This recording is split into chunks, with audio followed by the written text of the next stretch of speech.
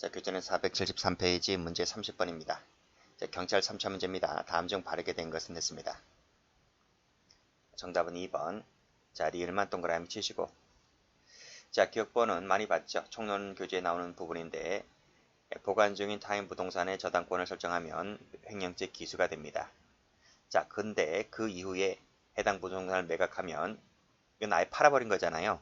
따라서 새로운 법익 침해가 발생했다라고 볼 수가 있으므로 불사가 되는 것이 아니라 별도로 횡령죄가 됩니다. 그래서 횡령죄 2개의 경합범위 됩니다. 자, 2번도 풀었습니다. 이를 인도받아 보관하고 있으면 보관죄가 되는데요. 임의 처분했다 하더라도 이 부분은 새로운 법익 침해가 없는 거죠. 그래서 뭐가 된다? 불사가 된다. 불가벌적 사후행위가 되기 때문에 횡령죄가 되지 않고 보관죄 1죄만 됩니다. 자, 위탁에 의하여 사인 사무처리자가 임무이배하여 본인을 기망하고 그래서 착오에 빠진 본인으로부터 재물을 받았을 때 사기죄만 될까 별도로 배임죄도 될까? 가만히 보세요. 자, 타인 사무처리자가 사기쳐서 재물을 받은 겁니다. 사기쳐서 재물을 받은 것이 바로 뭐다? 본인을 기망한 거야. 본인을 기망한 거야. 그 본인 기망한 것 자체가 배임이면서 동시에 사기가 되는 거죠. 사기죄의 착수가 되는 거죠. 그래서 이것이 행위가 한 개입니다. 행위가 한 개 함으로 인해서 사기도 되고 배임도 되고 그래서 상상적 경합이 되는 거죠. 안 된다. 틀렸습니다. 자, 발행했다면 착수가 되고요. 유통시켰기 때문에 기수가 됩니다.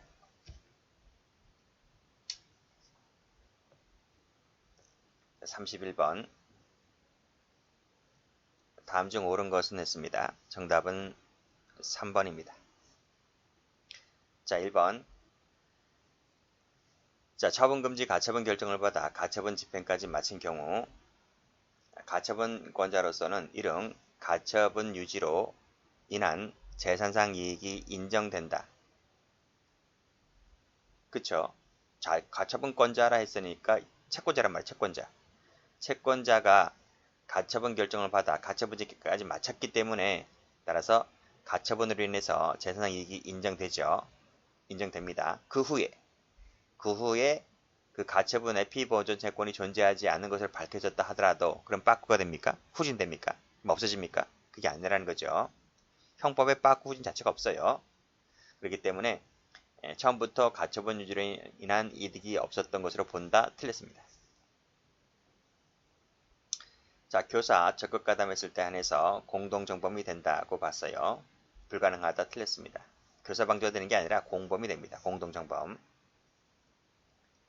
자, 금전채무 담보는 자기 사무가 아니고 타인 사무가 아니고 자기 사무라 그랬어요. 양도담보든 저당권이든. 그래서 배임죄가 되지를 않는다. 배임죄가 되지 않기 때문에 어떻게 표현했나요? 자, 예를 들어서 통상계약에서 이익대립관계를 넘어서 기초하여 채권자 사무를 맡아 처리하는 것으로 볼 수가 없다 했잖아. 그 말이 무슨 말이야? 배임죄가 되지 않는다는 말을 이렇게 힘들게 어렵게 쓰는 거예요. 이런 질문이 나오면 배임죄가 안 되는구나 이렇게 정리하시면 되고 자 4번도 앞에서 풀었던 거잖아요. 자, 그 어음이 유통되었는지 여부를 불문하고 기수로 처벌할 수가 없다. 이게 맞아요? 틀렸잖아요. 불문하고가 아니라 유통되었는지 아닌지를 갖고 따진다고 했습니다. 그래서 유통이 되었다면 배임죄 기수가 되고 유통이 되지 않았다면 미수가 된다.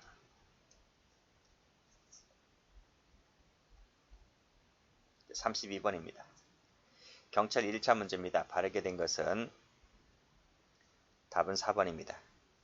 자, 리을만 동그라미. 자, 동사는 배임죄 안 된다 했어요. 자, 중도금 받은 상태에서 제3자에게 처분했다 하더라도 배임죄가 되지 않는다. 금기한 임직원 배임죄 안 된다 했죠. 자, 필요한 자금을 대출받고 여기에다 지금 저당권을 설정했습니다. 저당권자인 갑 회사의 동의 없이 이를 제3자에게 양도담보를 제공하였다는 건데 자, 과연 배임죄가 될 수 있을까? 배임죄 됩니까? 안 됩니까? 이 금전채무잖아, 금전채무. 그렇죠? 금전채무를 갖고 저당권 설정했다 하더라도 또는 양도담보 설정했다 하더라도 타인 사무가 아니라 자기 사무이기 때문에 배임죄가 되질 않아요. 타인 재산보호 관리 의무가 그 본질적 내용을 이루고 있는 것이라면 배임죄 성립에 있어서 대외관계에 있어서 적법한 대리권이 있음을 요하지 않는다. 그렇죠. 이게 무슨 말이야? 그렇지. 배신서를 취하고 있는 거죠. 우리 판례가 배신서를 취하고 있구나. 우리 판례가 권한남용설이 아니구나. 이걸 얘기해주고 있는 겁니다. 자, 문제 33번을 가죠. 다음 중 옳지 않은 것은 모두 몇 개일까? 답은 3번입니다. 자, 니은 동그라미, 리을 동그라미. 자, 기억번. 금전채무죠? 안 된다니까, 배임죄가. 2번입니다. 부동산입니다. 그러면 중도금을 봐야 되겠지? 중도금 수령했습니다. 그리고 가등기를 경유하면 기수가 됩니다. 배임죄 기수. 말소했다 하더라도 빠꾸진 없다 했어요. 여전히 배임죄 기수가 됩니다. 대물 변제는 배임죄 안 된다 했어요. X.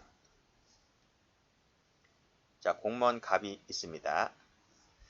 퇴임 후에 사저부지, 경호부지를 일괄 매수하는 업무를 처리해 온 자입니다. 이 사람이. 이 담당 공무원이죠. 요것만 하는 사람. 요것만 뭐 늘상 했겠습니까? 뭐 퇴임 뭐 늘상 하는 것도 아니잖아요. 5년에 한 번씩 하는 건데. 그러니까 이 사람이 그걸 맡은 거야. 자, 그 매수 대금을 대통령 아들과 국가 배분함에 있어서 이미 복수의 감정평가업자에게 의뢰하여 그 결과를 통보받았다는 거지. 근데도 굳이 이를 무시하면서 전혀 다르게 감정평가와 전혀 다르게 상대적으로 사저부지 가격을 낮게 평가하고 경호부지 가격을 높게 평가해서 결국 국가에게 손해를 끼쳤다는 거죠. 누가? 타인 사무처리자, 즉 공무원 갑이 배신해서 임무에 위반해서 국가에 손을 끼쳤기 때문에 왜 평가를 전혀 다르게 했기 때문에요. 배임죄가 된다는 판례입니다. 이번에 딱 한 번 나왔어요. 대통령 퇴임 사저부지 경호부지 사건은 이번에 딱 한 번 나오고 안 나왔다.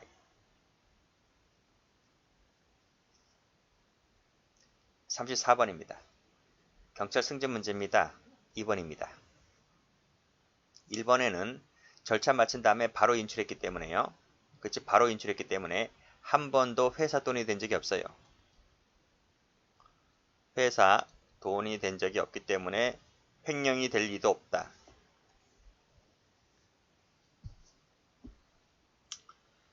자, 2번 동산입니다. 동산은 제3자에게 양도했다 하더라도 배임죄가 되지를 않죠. 부동산이면 모를까. 중도금까지 받았다 하더라도 배임죄 안 됩니다. 3번. 자, 거래 상대방의 수익자가 해당 거래가 배임행위에 된다는 것을 인식했다는 것만으로는 공범이 아니죠. 그렇죠? 공범으로 볼 수가 없다.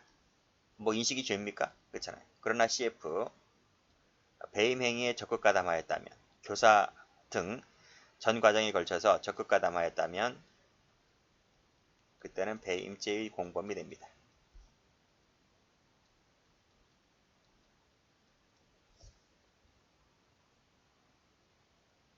해설 볼까? 그쵸? 여기 보면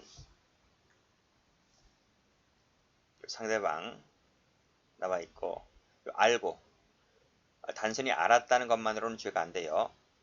그래서 위법성이 없다 할 것이나 교사 전 과정에 관여하는 등 적극 가담했다면 공범이 될 뿐이다. 교사라면 교사범이고 공범이라면 공동정범이 되는 거죠. 이렇게 보시면 되네요. 자, 4번은 미리 이 부동산을 이전받았다 했잖아요. 이전받았으니까 뭐 손해 날 일이 없습니다. 그래서 어떠한 약정을 했는데 그 약정이라고 하는 것이 재원을 마련하기 위한 방편에 불과할 뿐이기 때문에 따라서 소유권을 이전받은 이 사람에게는 이전받지 않았으면 모를까 이전받았기 때문에 목표 달성 다 했다는 겁니다. 그래서 배임죄가 되지를 않는다는 거예요. 타 매도인의 사무를 처리하는 것이 된다고 볼 수 없다는 말은 배임이 아니다 하는 것을 얘기해주고 있는 겁니다. 35번 옳지 않은 것을 골라라. 1번 4번이 답입니다. 두 문제를 섞어놨기 때문에 복수정답 나온 거예요. 자, 1번 갑니다. 손해를 가했다는 말은 손해 발생, 현실적 손해 발생 외에 위험 초래도 포함되죠. 위험 범위니까요. 자, 끊고 일반 경쟁 입찰에 해야 할 것을 수의 계약으로 했어요. 일반 경쟁 입찰을 하지 않고 수의 계약으로 하면 다 무조건 배임죄가 됩니까? 지금 우리나라에서 수의 계약 체결한 건 다 배임죄가 되게? 그렇잖아요. 그래서 이 일반 경쟁 입찰을 수의 계약으로 돌렸을 때 배임이 되는지 여부는 밑에 보면 일반 경쟁 입찰에 의해서 도급 계약을 체결할 경우에 예상되는 공사 금액을 벗어난 것인지 아닌지를 따져봐야 돼요. 벗어난 것이 아니다 했잖아요. 아니기 때문에 배임죄가 안 되는 거예요. 만약에 벗어난 것이라면 그때는 배임이 될 수 있습니다. 자, 이중매매에서 매도인이 선매수인에게 이전 의무를 이행하였다 할 때 배임죄가 되지를 않는다. 꼭 배웠죠? 3번 후 매수인에게 해줄 때 배임죄가 되는 거지 선 매수인에게 해줄 때는 배임죄가 되지 않는다고 했어요. 3번 대표이사가 전 회장이 부담해야 할 원천징수 소득세 납부를 위해 채권 확보에 필요한 조치를 취하지 아니한 채 다른 회사에 지금 회사 자금을 대지했다고 했을 때 배임죄가 된다고 봤죠. 3번 또 나왔네. 마친 직후 이를 인출했다고 했을 때 한 번도 이 돈은 회사 돈이 된 적이 없기 때문에 횡령 배임이 안 돼요. 횡령 배임이 안 된다. 되는 것은 딱 하나밖에 없어요. 공정증서 원본 등 부실기재죄. 그래서 이 죽음 가장 납입 있죠. 죽음 가장 납입. 기본 강의 때 하는 거잖아요. 죽음 가장 납입. 이 죄가 되는 것은 첫 번째 상법에 나와요. 상법에 납입가장죄라고 나와. 628조에. 요거 하나 되는데 이건 상법 문제이지 형법 문제가 아니라서 이 납입가장죄는 묻지는 않을 거예요. 자, 지금 배우는 재산죄에서는 한 번도 회사 돈이 된 적이 없기 때문에 횡령이 안 되고 배임이 안 된다. 판례 두 개 다 있죠. 지금 배임죄 판례 배웠죠. 앞에서 횡령죄 판례 배웠어요. 되는 것은 뭐밖에 없다? 저 뒤에 문서죄 가면 공정증서,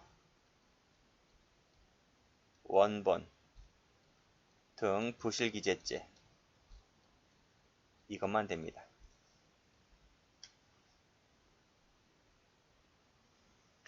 36번 옳지 않은 것은 모두 몇 개인가? 4번입니다. 다 틀렸네요. 1번이 틀린 부분은 위험 초래는 맞는데 법률적이 틀렸습니다. 이걸 경제적으로 바꿔야 되고요. 2번 전산상 외상 채권이 줄어든 것으로만 처리했잖아요. 전산상. 실제로는 안 그렇죠. 실제로는 줄어들지 않았어요. 전산상으로만 줄어든 것을 처리했다는 말은 실제로는 손해가 나지 않았기 때문에 실제로는 손해 발생이 없어요. 그래서 배임죄가 안 돼요. 자, 알고 있었거나 중대한 과실로 알지 못했다고 했을 때 이 사람을 보호를 안 해줘요. 그래서 배임죄가 안 되는데 어음 같은 경우는 유통되었느냐를 갖고 따진다고 했습니다. 유통되지 아니한다는 특별한 사정이 없는 이상 배임죄가 되지는 않는다. 그치? 정확히 말씀드리면 발행했기 때문에 착수 나아갔습니다. 그래서 배임죄 아무 말이 없지. 그러면 배임죄 기수인 거예요. 기수. 그래서 지금은 배임죄 미수다. 이렇게 정리하셔야 돼요. 그래서 배임죄 미수는 반드시 미수를 써주게끔 되어 있습니다. 그래서 기수가 된다는 말이 엄격히 말씀드리면 틀린 겁니다. 근데 이 문제가 16년도 문제예요. 16년도 문제인데 판례가 여기 그 이후에 나왔잖아요. 17년도에 나왔잖아요. 그래서 지금은 미수로 가야 된다. 유통되지 않았다면 미수다. 이런 말입니다. 그리고 유통되었다면 기수가 되고요. 16년도 기출이지만 요 지문을 23년도 해경에서 똑같이 베꼈어. 그러니까 이게 틀린 거죠. 이것도 틀렸다고 봐야 되는 거죠. 그래서 배임죄 기수가 아니고 배임죄는 말은 배임죄 기수를 말하기 때문에 이것을 미수로 바꿔야 됩니다. 승진에도 그렇게 처리했어요. 자, 권한남용이다. 자, 알았거나 알 수 있었다면 이 사람 보호를 안 해준다 그랬습니다. 보호를 안 해주기 때문에 똑같이 나왔지. 배임죄가 아니라 뭐가 된다? 미수다. 미수. 옛날에는 이것을 무죄라 했습니다. 무죄. 그런데 판례가 맨 밑에서 본 이 판례가 나왔기 때문에 지금은 이것을 미수로 봐야 된다는 거죠. 그러니까 옛날에는 무효로 봤어. 옛날에는. 그치? 근데 여기까지만 끝났었는데 전원합의체 판결이 나오는 바람에 이때는 착수가 있지 않느냐라고 해서 무효로 갈 게 아니라 착수했기 때문에 미수로 본다. 이렇게 이 부분이 추가된 겁니다.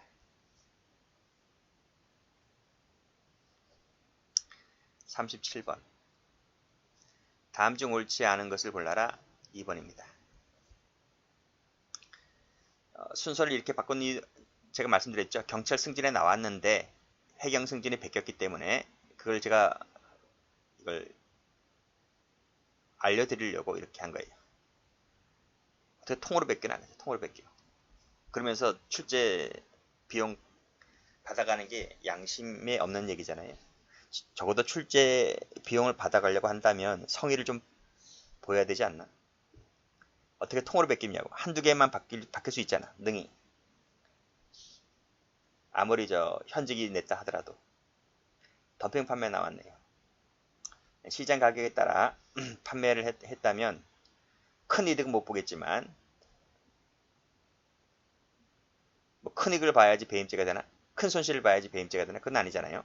시장 가격에 따라 판매를 했다면 배임죄가 되지 않는다고 봅니다. 담보권자가 채권자를 말합니다. 경과 후는 내 거가 된 거예요. 담보권자 내 거가 된 것이기 때문에 영가로 싸게 처분했다 하더라도 배임죄가 되지를 않습니다. 징수를 하지 않은 상태라면 계금 지급 의무는 배임죄가 되지 않죠. 그래 타인 사함으로 보지 않습니다.